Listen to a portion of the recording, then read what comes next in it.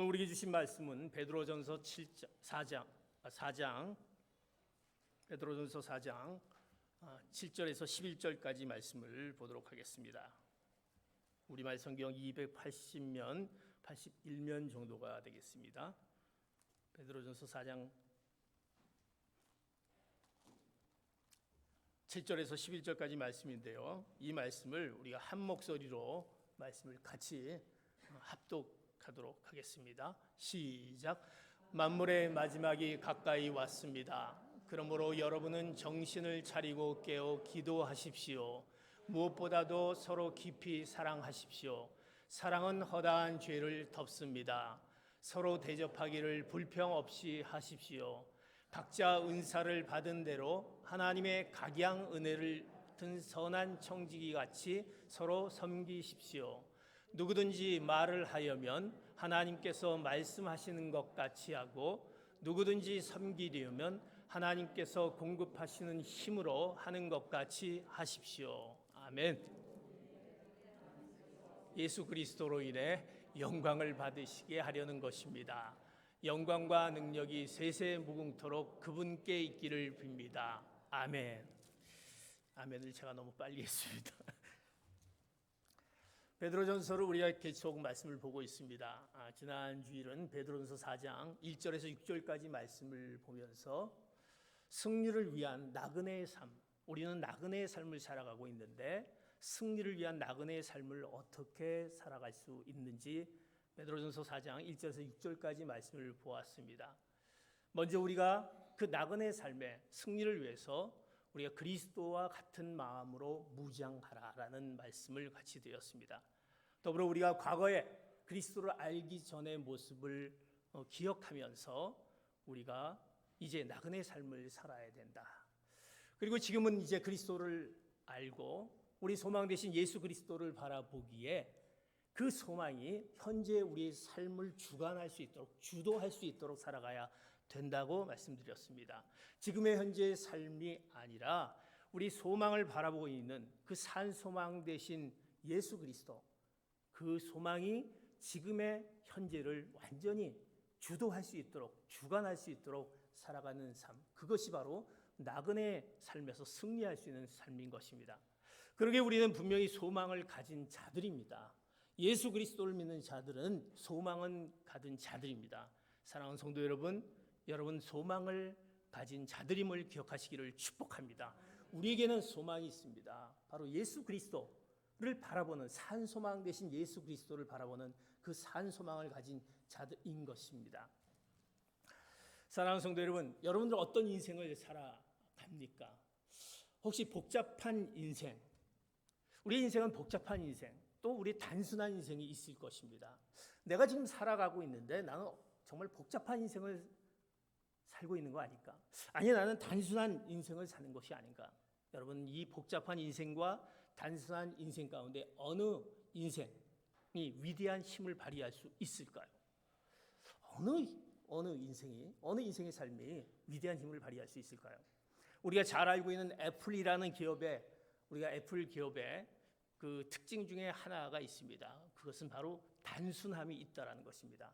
특별히 애플에서 제작한 아이폰, 우리가 여러분들 쓰고 있지 않습니까? 이 아이폰을 보면 이 아이폰이 왜 이렇게 잘 팔리고 왜 잘 사용할 수 있는지, 그 아이폰이 정말 단순하다라는 것입니다.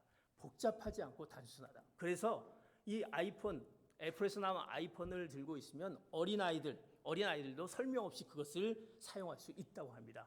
그 단순함이 얼마나 큰 힘이, 거기 안에 능력이 있다라는 것입니다. 근데 가만히 생각해 보면 단순하게 산다라는 것은 좀 생각이 없지 않느냐, 너무나도 가치 없지 않느냐, 이렇게 생각할 수 있습니다. 그러나 단순함에는 매우 위대한 능력이 있다라는 것을 보게 됩니다. 우리의 생애 목적이 어떻게 보면, 내가 단순한 어떤 생애 목적을 갖고 있으면 어떻게 보면 그 가운데 집중력이 생기고 어떤 목적을 이루기 쉬울 수 있다라는 것입니다. 여러 가지 신경을 쓰기보다 몇 가지 에너지를 집중하면 거기에서 나오는 그 놀라운 그 열매가 풍성함을 보게 됩니다.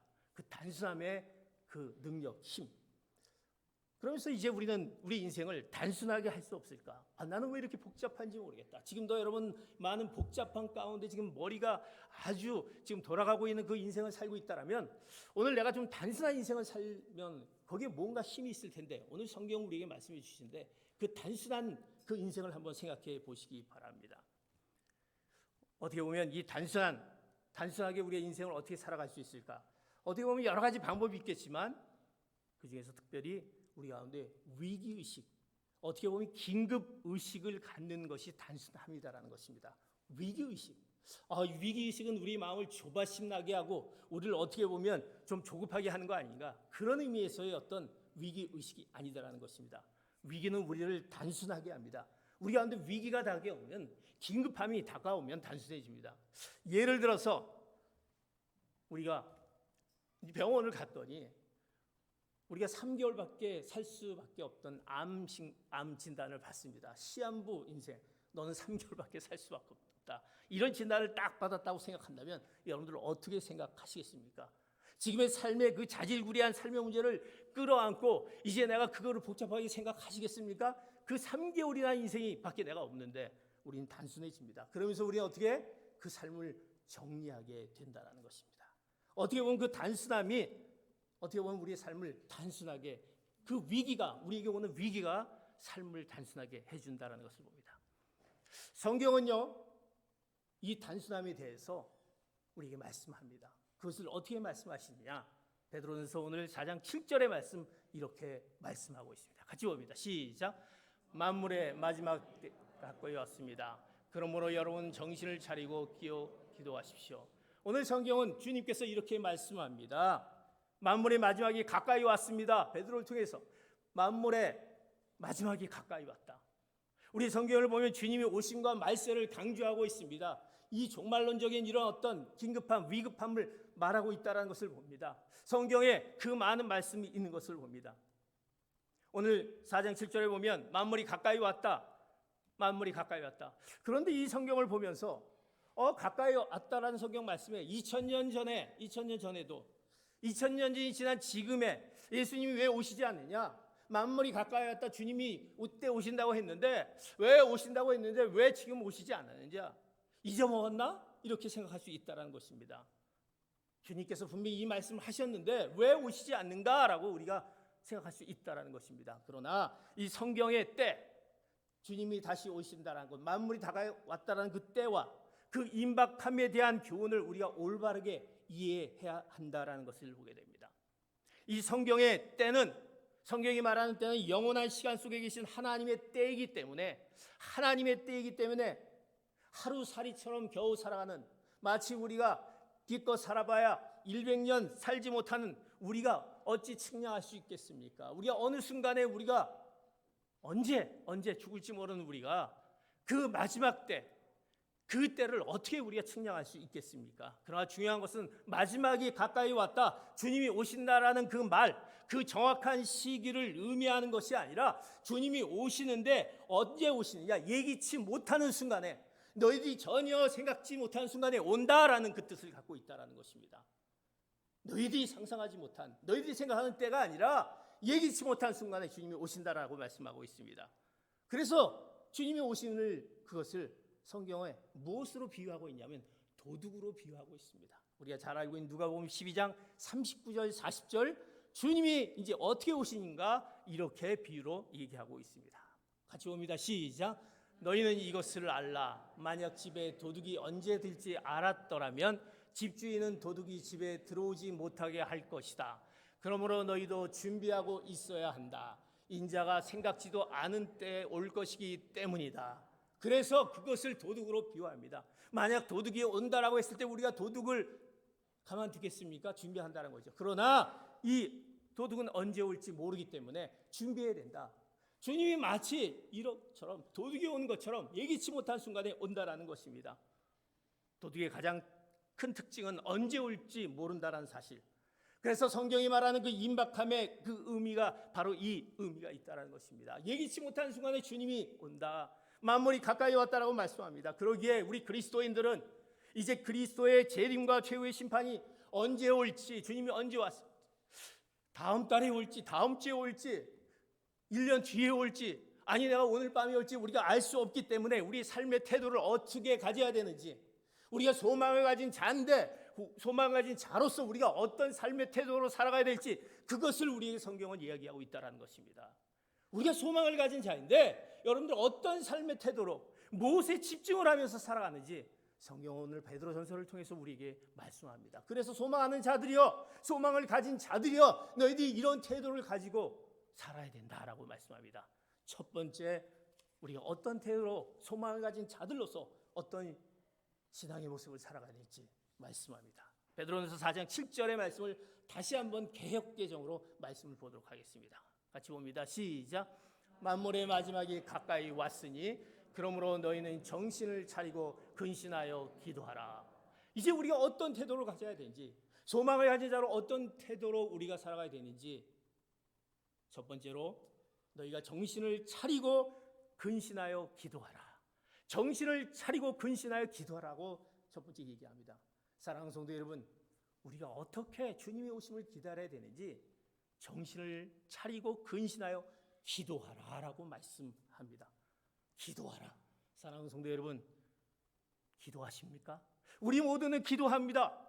그런데 기도하라는 것은 아는데 그 앞에 수식어가 붙었습니다. 무슨 수식어? 정신을 차리고 근신하여 기도하라, 이렇게 말씀합니다. 그것을 덧붙였습니다. 기도하되 정신을 차리고 근신하여 기도하라. 어떻게 보면 문법적으로 보면 기도하라는 명령을 수식하는 것이 정신을 차리고 근신하라라는 뜻입니다. 그런데 이것을 내용적으로 보면 독립적이다라는 것입니다. 정신을 차리고 근신하다라는 말은 우리가 해야 할 기도가 무엇인지, 내가 기도를 하는데 내가 무엇을 위해서 기도하는지가 이 독립적으로 표현되어 있다라는 것입니다. 우리는 기도하는데요 라는 것이 아니라 내가 무엇을 위해서 기도하는지, 어떤 태도로 여러분들이 기도하는지, 그것을 말씀하고 있다라는 것을 보게 됩니다. 우리가 열심히 기도하지만 집중하지 못하고 기도합니다. 대충 기도하는 사람들이 많이 있습니다. 하나님과 아무런 상관없는 기도를 하는 사람이 많이 있다라는 것입니다. 기도를 열심히 하는 것보다 바르게 기도하는 것, 올바르게 기도하는 것이 중요합니다. 왜? 기도는 하나님과의 소통입니다. 하나님과의 그 진정한 만남입니다. 내가 기도하는 것은 하나님과의 그 소통과 그 만남을 통해서 이루어지는 것입니다. 그래서 내가 하나님 앞에 내 마음을 진실하게 아뢰면서 하나님께서 나에게 주신, 내가 소통과 그 대화 가운데 하나님께서 나에게 주신 말씀을 내가 귀 기울여 듣는 것입니다. 내가 처음 하나님께 기도할 때 어떻게 기도했는지 모르지만 하나님과의 진실된 그 소통을 통해서, 대화를 통해서 내 마음과 생각이 변하게 된다는 것입니다. 내 기도의 제목이 바뀌게 된다는 것입니다. 왜? 하나님이 그 가운데 우리에게 음성을 들려주시고 하나님이 그 가운데 그 기도를 통해서 하나님을 만나면서 알려주시기 때문에 그렇다는 것입니다. 우리는 그렇지 않습니까? 우리가 누군가 진정으로 대화를 통해서 어떤 진정한 대화를 나누는 가운데 그 사람과 대화를 나누는데 내가 생각했던 것이 잘못되었구나 라는 것을 깨닫게 합니다. 내가 주장하는 것이 틀렸구나 라는 것을 깨닫게 합니다. 그러면서 우리는 이것을 내가 고쳐야지 이렇게 생각한다는 것입니다. 왜? 상대방을 통해서 더 깊이 알게 되니까, 그와 진실한 대화를 통해서 알게 되니까. 바로 기도는 그거다라는 것입니다. 하나님과의 그 소통의 대화에 진실된 하나님과의 만남을 통해서, 그 귀 기울음을 통해서 하나님과의 진정한 그 기도가 그 가운데 있어야 되는데, 그 기도는 정신을 차리고 근신하여, 근신하다라는 것은 내가 조심하고 신중하게 하지 않으면 우리가 올바른 기도를 드리지 못한다는 것입니다. 우리가 기도를 하지만 우리 기도가 어떤 기도를 하나님께 올려드리는지, 정신을 차리고 근신해야 될 이유는 무엇입니까? 이렇게 앞에 덧붙인 이유는 우리가 잘못된 기도를 하기 쉽다라는 것입니다. 목사님, 저는 기도 많이 했어요. 기도하고 있는 중에 왜 이렇죠? 잘못된 기도를 하고 있다는 것입니다. 간절히 기도하는데 하나님의 마음을 전혀 알지 못합니다. 하나님이 나에게 들려주신 그 음성을 듣지 못하고 있습니다. 하나님의 마음에 대해서는 관심이 없습니다. 하나님과 대화를 하는데 하나님이 나에게 무엇을 요청하는지 그거에 대한 관심이 없다는 것입니다. 그저 자신이 원하는 것을 달라고만 요청합니다. 하나님 이거 주십시오, 이거 주십시오. 여전히 내가 세상 가운데 살기 때문에 그 세상을 향한 거기에 꽉 차서 그것을 요청하는 것에만 급급해하는 우리의 기도들, 이것은요 다른 종교의 그 기복적인 기도와 똑같다라는 것입니다. 다를 게 뭐가 있겠습니까? 하나님께서 네가 기도하는 것 가운데 잘못된 기도를 하나님이 고쳐주시고 내가 바른 기도를 통해서 하나님이 원하시는 것을 내가 알아야 되는데 그 마음이 내가 없기에 내 기도가 전혀 하나님께 응답이 되지 않는 것을 보게 된다. 아무리 열심히 해도 소용이 없다라는 것입니다. 기도의 핵심은 뭡니까? 하나님의 마음을 이해하는 것입니다. 하나님의 마음을 알아가는 것입니다. 하나님의 생각으로 가득 채워지는 것입니다. 그럴 때 우리가 바뀌어집니다. 우리가 변화가 일어난다는 것입니다. 우리는 날마다 하나님과의 그 만남을 통해서 변화가 일어나는 것입니다. 그래서 이제 기도하는 사람들은 그 변화 가운데 그들의 모습이 달라집니다. 그들의 언어가 달라지고 그들의 생각이 달라지고 그들의 행동이 달라지고 그들의 마음이 달라진다라는 것입니다. 그래서 참된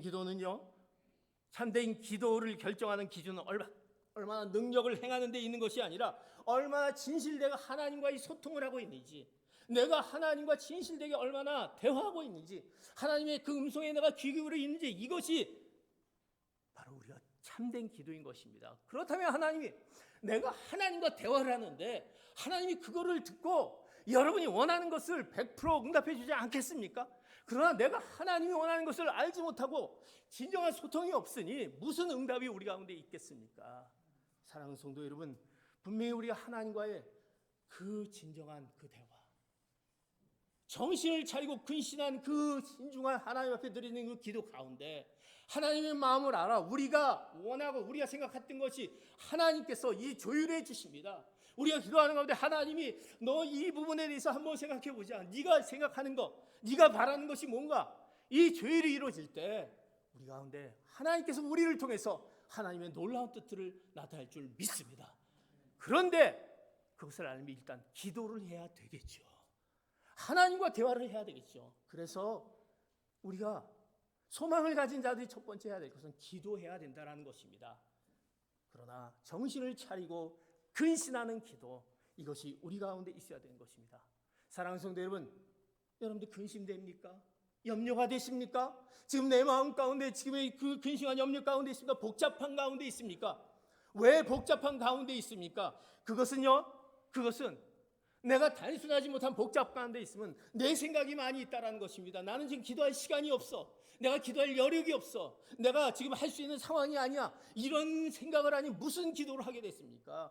기도는요, 단순하면 기도한다는 것입니다. 왜? 하나님이 나에게 함께 하시고 하나님이 그 가운데 임하신데 왜 기도에 복잡하게 생각합니까? 하나님 앞에 나가 단순하게 무릎 꿇고 기도했을 때 하나님이 그 가운데 우리에게 나타나실 줄 믿습니다. 그래서 성경은 얘기하지 않습니까? 너희들이 왜 복잡하게 있느냐? 너희 모든 근심과 걱정과 이런 모든 복잡한 것이 있느냐? 너희 모든 염려를 주님께 맡겨라. 모든 기도와 간구로 감사함으로 아뢰라 라고 말씀합니다. 그렇다면 하나님께서 뭐라고 너희에게 뭐를 주실 것이라고, 평강을 주실 것이라고 말씀하고 있습니다. 사랑하는 성도 여러분 가운데 평강이 없습니까? 마음에 지금 평화가 없지 않습니까? 왜?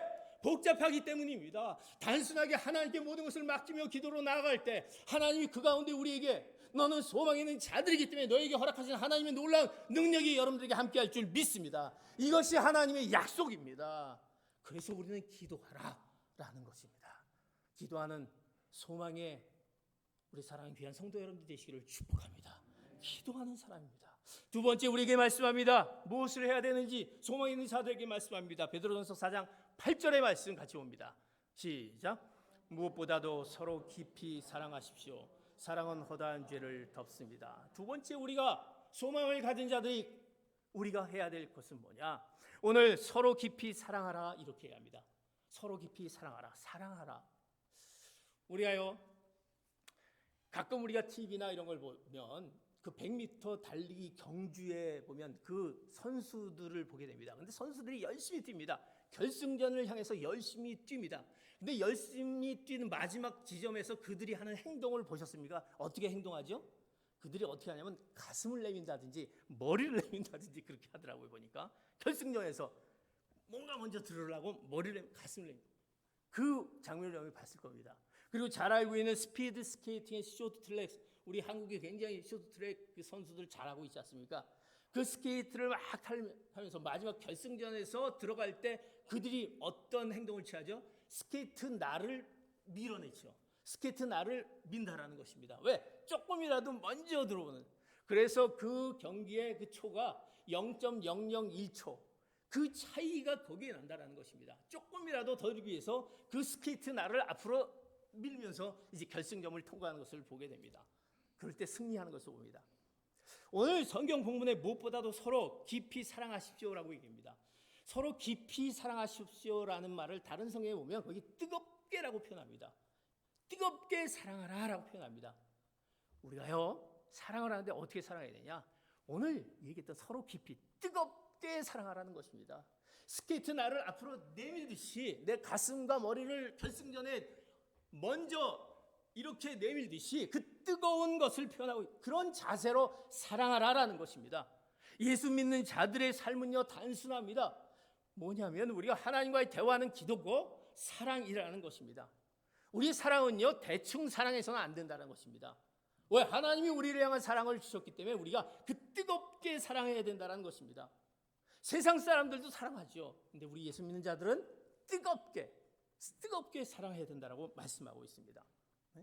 마치 경주에서 그들이 만약 가슴이나 머리나 그 스케이트 날을 내밀지 않고 그저 딴짓하면서 그들이 만약 경주에서 한다라고 한다면 만약 그것을 보는 관중들이 막 야유를 할 것입니다. 아, 쟤는 끝까지 그 결승전을 향해서 가려는 태도가 없다 이렇게 생각할 것입니다. 우리는요, 우리 믿는 자들은요 뜨겁게 사랑해야 된다는 것입니다. 근데 우리는 생각합니다. 하나님이 사랑하라고 했으니까 내가 사랑해야지. 그거를 듣고 내가 사랑하는 척하는 것이 아니다라는 것입니다. 우리의 사랑은 뜨거운 사랑, 깊이 있는 사랑을 요구합니다. 우리가 때로는 사랑하다 보면 조금이라도 어떤 사랑하다 보면 상처를 받게 됩니다. 내 자존심이 무너질 수도 있습니다.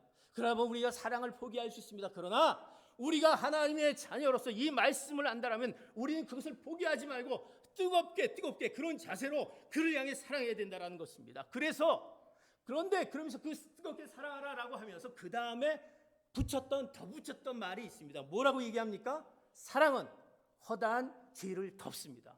왜 그 사랑이냐? 그 사랑은 허다한 죄를 덮다라는 그 사랑의 특성을 얘기합니다. 왜 뜨겁게 사랑해야 되느냐? 그 사랑은 너희들이 갖고 있는 허다한 죄를 덮는다라고 말씀하고 있습니다. 우리는 사랑하는데 반드시 넘어야 될 산이 있습니다. 그 산이 뭐냐면요, 바로 용서라는 것입니다. 우리가 용서라는 산이 있다는 것입니다. 내가 사랑하는데 왜 그 사랑에 대해서 반응을 안 하지? 그렇게 사랑하는데 왜 그걸 몰라주지? 우리는 용서라는 그 산이 있다는 것입니다. 그래서 C.S. 루이스는요, 사랑은 상처받는 것이다. 상처받는 것이다. 누군가 사랑하면 반드시 상처를 받게 됩니다. 내가 뜨겁게 사랑하다 보면 내 뜻이 아닌 이것이 아닌데 왜 그렇지? 상처를 받을 수 있다는 것입니다. 사랑하는 성도 여러분, 우리가 교회에 이렇게 나오지 않습니까? 교회 나와서 하나님 앞에 예배를 드립니다. 예배를 드리고 왔다 갔다 하면 상처받는 일이 없어요. 교회 와서요 그냥 예배 드리고 하나님께 영광 돌리고 내가 왔다가 그냥 가고 그러면요 절대적으로 상처받을 일이 없어요. 근데 내가 교회 들어와서 뭔가 같이 이제 교제도 하고 같이 함께 일을 하다 보면 또 상처받는 일이 생긴다라는 것입니다. 아, 왜 그래야 되지? 내가 그 사랑 관계 가운데 성도들이 교제하다 보면 그 가운데 어려움이 생긴다라는 것입니다. 왜 그렇지? 그런데 하나님은 그렇게 하라는 것입니다. 왜? 뜨겁게 사랑하라.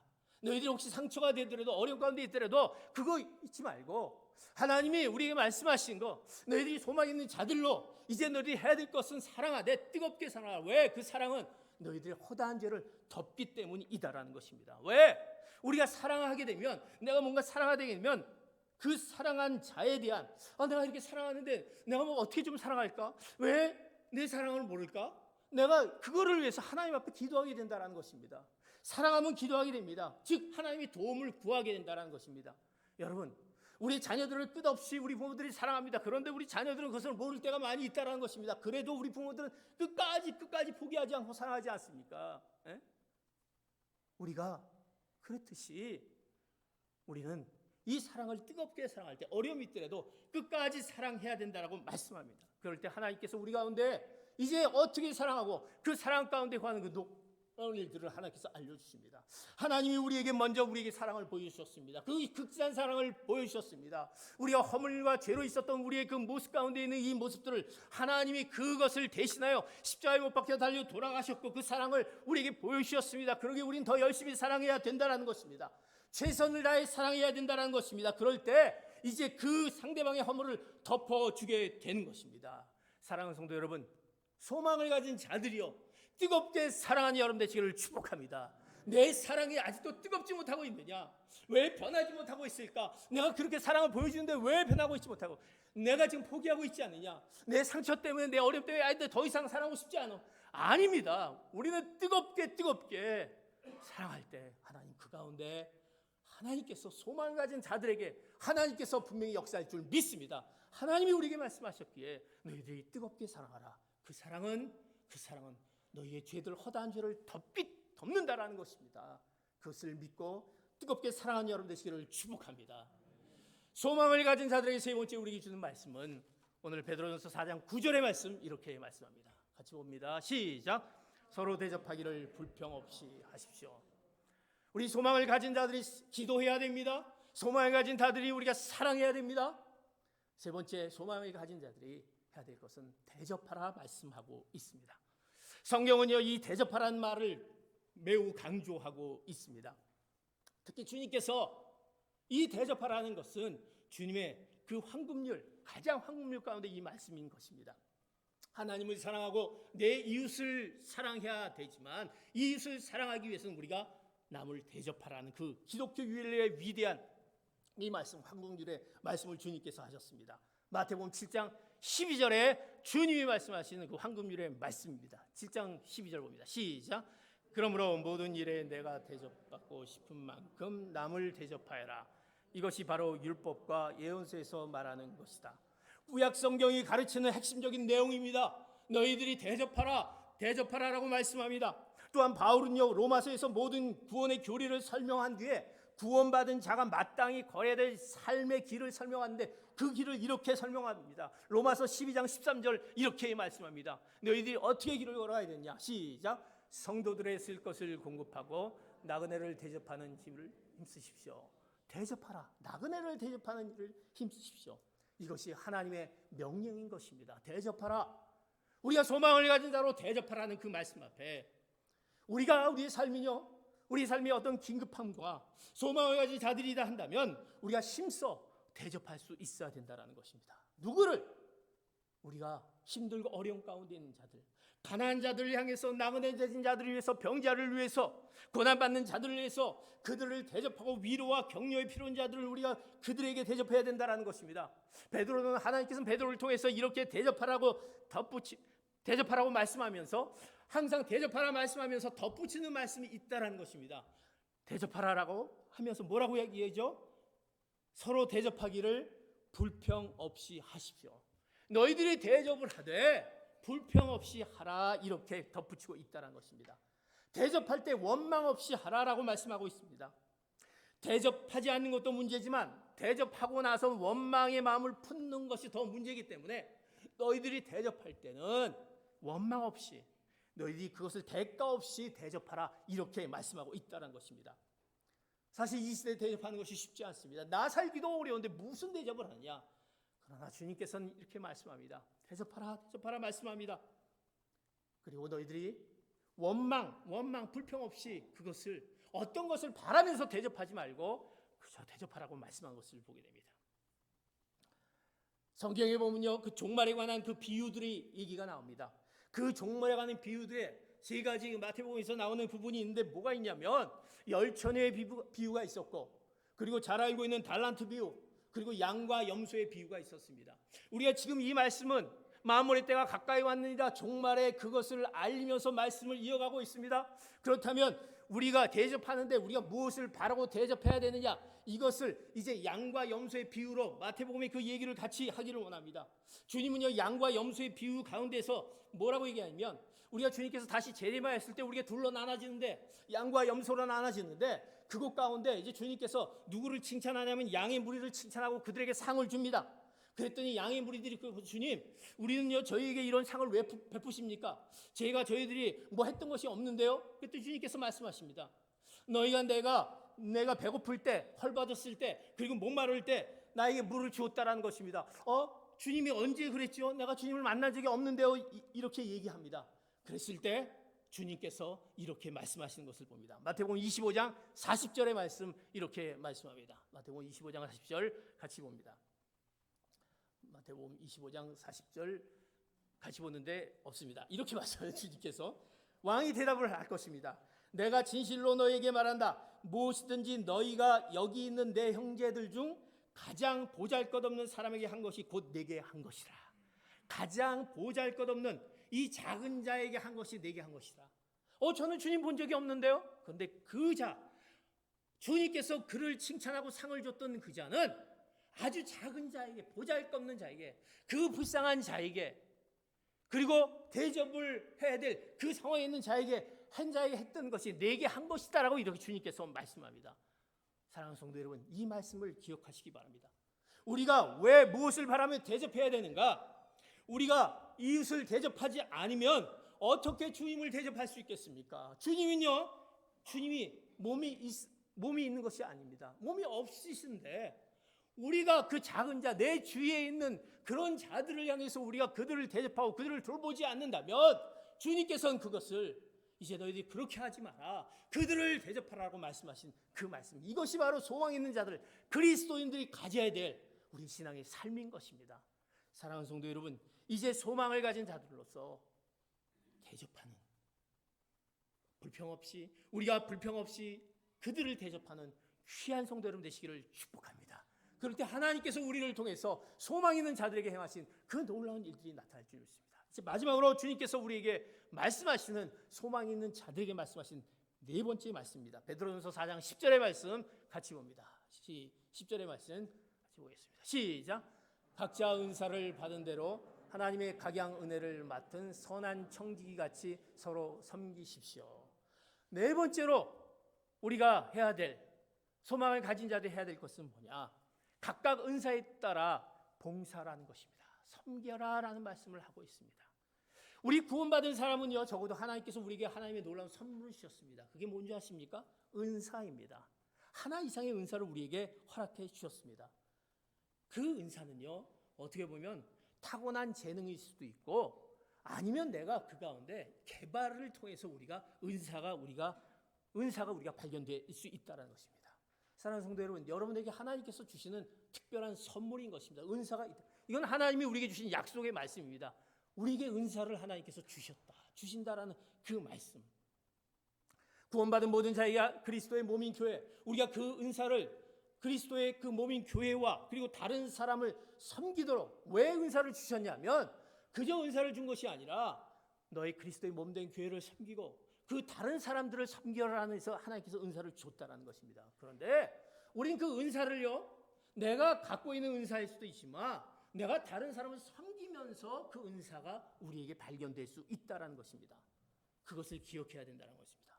은사는요, 저절로 발견되는 것이 아니라 내가 봉사의 자리를 할 때 그것이 개발될 수 있다라는 것입니다. 왜? 하나님이 우리에게 은사. 목사님, 저는 은사가 없어요. 저는 뭐 재주가 없는 것. 하나님이 우리에게 은사 주는 것은 내가 타고나지 못했지만 내가 섬기는 가운데 그것을 발견하게 된다는 것입니다. 이것이 하나님이 우리에게 주신 약속의 말씀인 것입니다. 그래서 그 말씀을요, 성경에서는 무엇으로 또 비유하냐면, 아까 종말에 관한 재림에 관한 그 준비에 그 달란트 비유에 우리가 잘 알고 있는 우리 달란트 비유 있지 않습니까? 어떤 주인이요, 그가 여행을 떠나기 전에 그 종들에게 5달란트, 2달란트, 1달란트를 각각 주면서 이것을 가지고 사용하라고 합니다. 가서 돌아와서 봤더니 5달란트 맡은 자는 5달란트 더 남겼고 2달란트 받은 자도 2달란트 남겼는데 1달란트 받은 자는 그는 어떻게 했습니까? 그것을 묻어뒀다라고 합니다. 이거 괜히 해서 썼다가 잘못된 거 아니냐, 묻어뒀다라는 것입니다. 이 비유로 우리에게 말씀하고 있다라는 것입니다. 사랑하는 성도 여러분, 내가 갖고 있는 은사를 우리가 다른 것을 섬김을 통해서 이것을 섬기면서 개발하게 된다는 것입니다. 하나님이 우리에게 주신 그 놀라운 은사가 있다는 것입니다. 사랑하는 성도 여러분, 그러기에 우리는 이제 각각 받은 그 은사를 우리가 섬겨라라는 것입니다. 주님의 몸된 교회를 향해서 다른 사람을 섬기되 그들을 향해서 섬길 때 하나님이 그 가운데 하나님이 우리에게 소망을 가진 자들로서 하나님의 놀라운 능력이 나타날 줄 믿습니다. 우리 교회는요, 너무나도 놀라운 그 은사를 갖고 계신 분들이 많이 계세요. 저는 어디 가서나 제 교회 우리 성도님들을 자랑하게 됩니다. 얼마나 많은 은사를 있지. 근데 때로는요, 그 은사가 나는 그런 은사가 없었는데 이분이 점점 그 은사를 하면 할수록 이게 개발이 되는데요. 잠재되어 있는 개발이 되어서 놀랍게도 나타나는 것을 보게 됩니다. 사랑하는 성도 여러분, 여러분이 주신 그 은사를 사용하시기 바랍니다. 그 은사를 통해서 하나님의 놀라운 뜻을 이뤄가길 바랍니다. 소망 있는 자들에게 주시는 너희 각양 은사를 섬겨라라고 말씀하신 이제 그 은사를 섬겼을 때 하나님께서 여러분을 통해서 나타날 놀라운 은혜가 나타날 줄 믿습니다. 그런데 그 은사를 봉사하되 이것을 은사를 내가 자랑하거나 자신을 드러내는 도구로 사용하지 말아야 된다는 것입니다. 그래서 덧붙이는 말씀이 있습니다. 어떻게 하죠? 어떻게 은사를 하되 봉사를 하되 어떻게 같이 선한 청지기 같이 봉사하라. 청지기 같이 봉사하라는 것입니다. 그 청지기는 뭡니까? 주인이 따로 있어요. 나는 그저 주인이 시킨 대로 그것을 봉사하는 것입니다. 그것을 청지기 같이 봉사할 때 내가 하나님의 그 놀라운 그 소망에 그 놀라운 하나님의 그 자녀로서의 놀라운 역할을 감당하게 됩니다. 그러면서 마지막에 말씀합니다. 이런 모든 것들이 바로 무엇을 위해서 하는 거냐? 베드로전서 4장 17절의 말씀 이렇게 말씀하는 것을 봅니다. 같이 봅니다. 11절 4장 17절 봅니다. 시작. 누구든지 말을 하려면 하나님께서 말씀하시는 것 같이 하고 누구든지 섬기려면 하나님께서 공급하시는 힘으로 하는 것 같이 하십시오. 이는 모든 일에 하나님께서 예수 그리스도를 인해 영광을 받으시게 하려는 것입니다. 영광과 능력이 세세토록 그분께 있기를 빕니다. 아멘. 이 모든 것이 하나님의 영광을 나타내기 위한 것이라는 것입니다. 우리가 기도를 하든지 우리가 봉사를 하든지 우리가 대접을 하든지 우리가 사랑하든지 이 모든 것들 가운데 이 모든 것들은 하나님의 영광을 나타내기 위한 것이다. 그래서 우리가 이것은 하나님이 공급하는 힘으로 감당해야 된다는 것입니다. 이것이 우리 안에 있을 때 복음이 전파되는 것입니다. 나를 통해서 복음이 전파되는 것입니다. 하나님께서 우리에게 허락하신 그 위대한 힘으로써 이제 그들에게 우리 삶의 행위를 통해서 나타낼 때 그들이 이제 복음을 듣게 되고 이 복음으로 이제 이 자리에 와서 하나님께 영광 돌리는 자리에 함께 할 수 있게 된다는 사실입니다. 소망을 가진 자들을 통해서 하나님이 놀랍게 나타나신 그 역사의 그 놀라운 은혜의 말씀. 사랑하는 성도 여러분, 이제 주님이 다시 오실 것입니다. 그것을 믿습니다. 이제 주님이 다시 올 것을 믿는다라고 한다면 이제 정신을 차리고 깨어 기도하는 여러분 되시기를 축복합니다. 그리고 서로 뜨겁게 사랑하십시오. 그리고 서로 대접하시기를 바랍니다. 그리고 무엇보다도 여러분이 주신 은사를 하나님 앞에 또 많은 사람들에게 헌신하며 또 봉사로 섬기는 귀한 사랑하는 소망에 있는 자들이 되시기를 예수 그리스도의 이름으로 축복합니다. 기도하시겠습니다. 우리에게 소망 되신 하나님께서 말씀하신 이 말씀을 기억하게 하여 주시옵소서. 우리는 소망 있는 자들입니다. 기도하며 사랑하며 대접하며 섬기는 저희들 되게 하여 주시옵소서. 감사하며 예수 그리스도의 이름 받들어 기도하옵나이다. 매월 첫 주는 성찬주일이 있는 주일입니다.